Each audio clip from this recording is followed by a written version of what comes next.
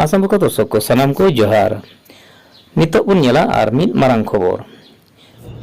এইটো আমি যেটো চাইছো আগতকৈ ভাল খেলুবিলাক ওলাই আছে এতিয়া ক্ৰিকেটত।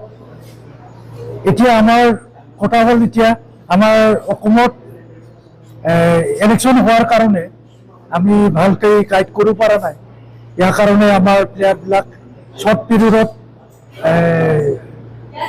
কালেকশ্যন কৰা হৈছে। তথাপিও আমি ভাবিছোঁ নেক্সট টাইমত আমি ভালকৈ প্ৰেজেণ্টেশ্যন কৰি পেলাই ভালকৈ জিতি যাম বুলি আশা লৈছোঁ। কিয়নো আমি আগত বছৰ আমি কোকৰাঝাৰে BTC-য়ে উইনাৰ হৈছিলে।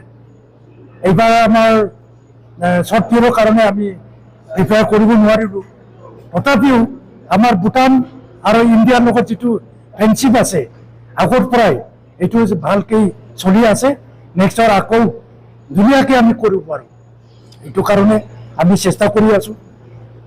এইটো লৈ পেলাই আমি ভাবিব নালাগে যে বেলেগ মানে ষ্টেটত বা বেলেগ কিবাত আহি পেলাই কিয় খেলিব লাগে।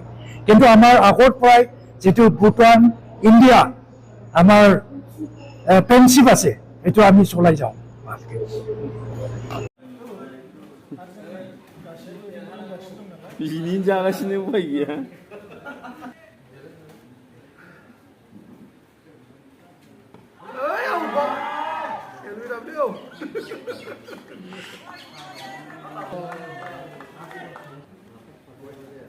혼자 들었네.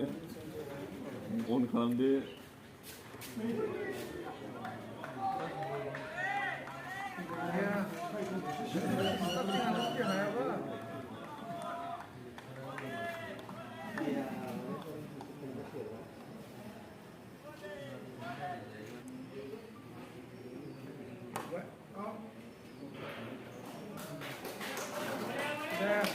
Yeah.